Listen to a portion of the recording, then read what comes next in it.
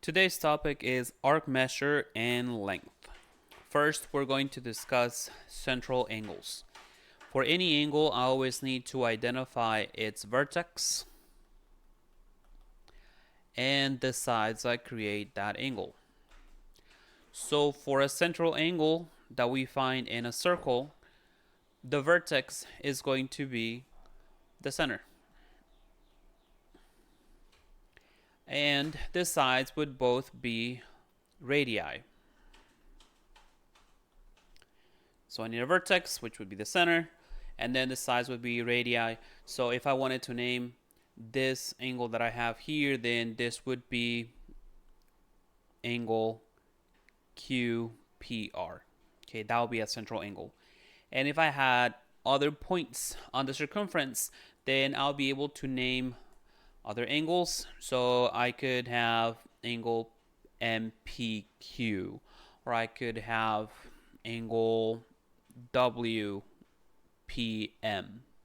or WPR. Okay, so it all depends. I will always need 3 letters in order to identify an angle in a circle. Now, one of the things that I need to consider all the time is that regardless of how many different central angles I can identify, the total sum, okay, the sum of central angles will always be 360 degrees. Okay, so a full circle, 360 degrees. So as long as you have all of those central angles making up the entire circle, the sum is 360. Central angles separate the circle into 2 different parts. Each of those parts we call an arc. So having this central angle PRQ, then it separates that into this smaller piece, this smaller arc that we call arc PQ. So the way that I name up an arc, symbol for the arc, and it goes from P to Q. PQ is what we call a minor arc. Minor arcs measure less than 180 degrees. The other arc that gets created when I have a central angle is a major arc. And this would be sort of the outside of my central angle. And that is what we call a major arc. Major arcs will always be greater than 180 degrees. Now, how do I name a major arc?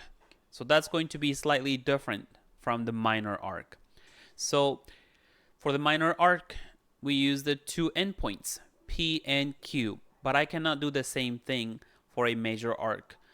For a major arc, I need to have 1/3 point. Let's just go ahead and call this one M.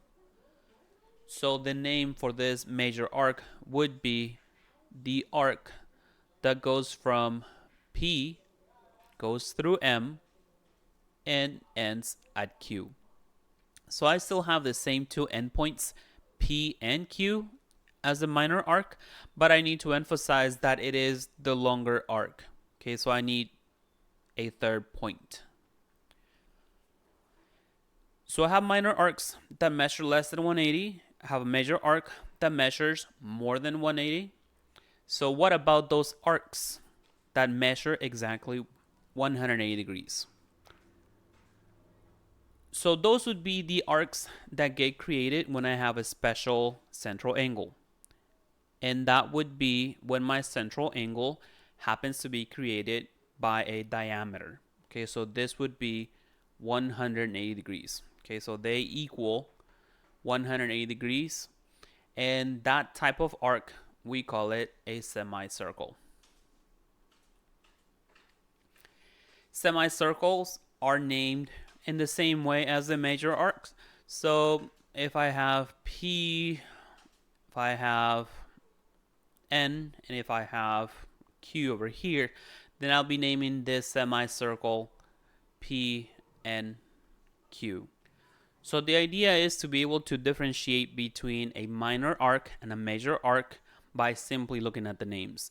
So 2 letters for a minor arc, 3 letters for a major arc.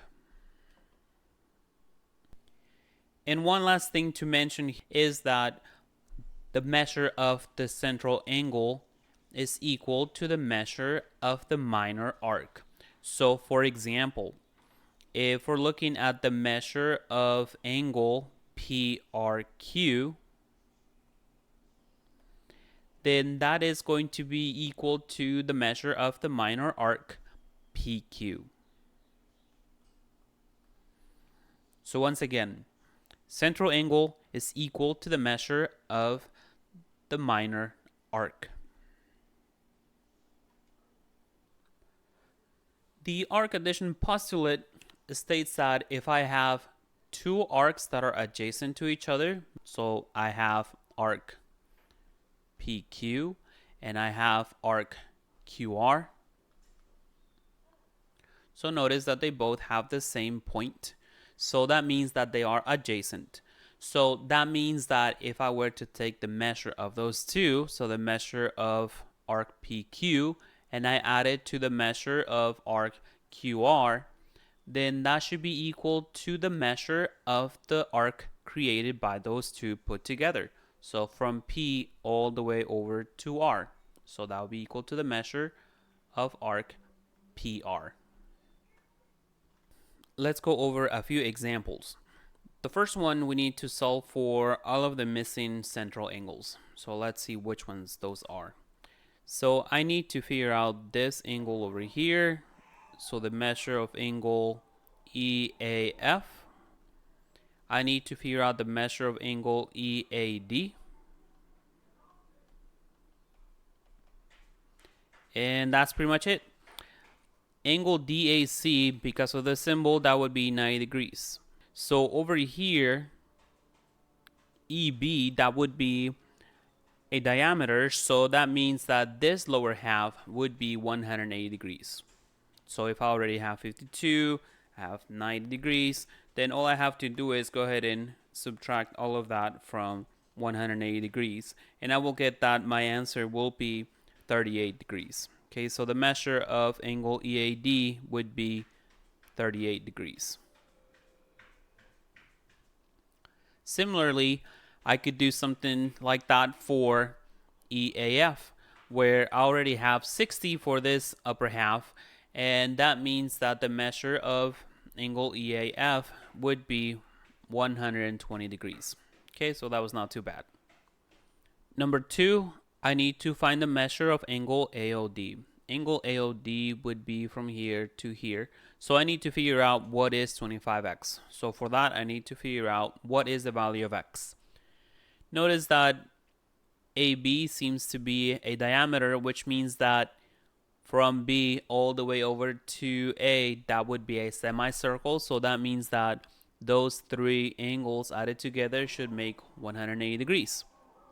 Meaning the measure of angle AOD plus the measure of angle DOC plus the measure of angle COB should be 180 degrees. Now the measure of angle AOD would be 25x, the measure of DOC would be 3x, and the measure of COB 2x, and that is equal to 180 degrees. So 25 plus 3 plus 2, that's going to be 30x, that's equal to 180 degrees, and dividing by 30, we get that x is going to be equal to 6. So that means that the measure of angle AOD, since that's equal to 25x, that means that it will be 25 times 6. And 25 times 6 is 130 degrees. Number 3, we have to find the following measurements. First, let's find the value of x. Notice that AB is a diameter because it goes through the center. So that means that from A all the way over to B, that would be a semicircle, which means that if I add 3x plus 5 plus x minus 1, then that is going to be equal to 180 degrees. Now, I have 3x plus x, 4x, 5 minus 1 is going to be a plus 4, and this is equal to 180. Subtracting 4x is equal to 176. And then dividing by 4, I get that x is equal to 44. The next thing is to find the measure of arc AP. So AP, all of this. Now that is going to be the same thing as the measure of the central angle. So meaning that I need to figure out what is 3x plus 5. So then this is going to be 3 times 44 plus 5. 3 times 44 plus 5 is 137 degrees. So this is equal to 137. Now the last thing is to find the measure of arc ABP. It is 3 letters, so that means that we're looking at a major arc. So from A, it goes to B and is going to end at P. So we could do a few different things to figure out that measurement. We could figure out, what is the measure of x minus 1. We already have 60. We would have to figure out what this is.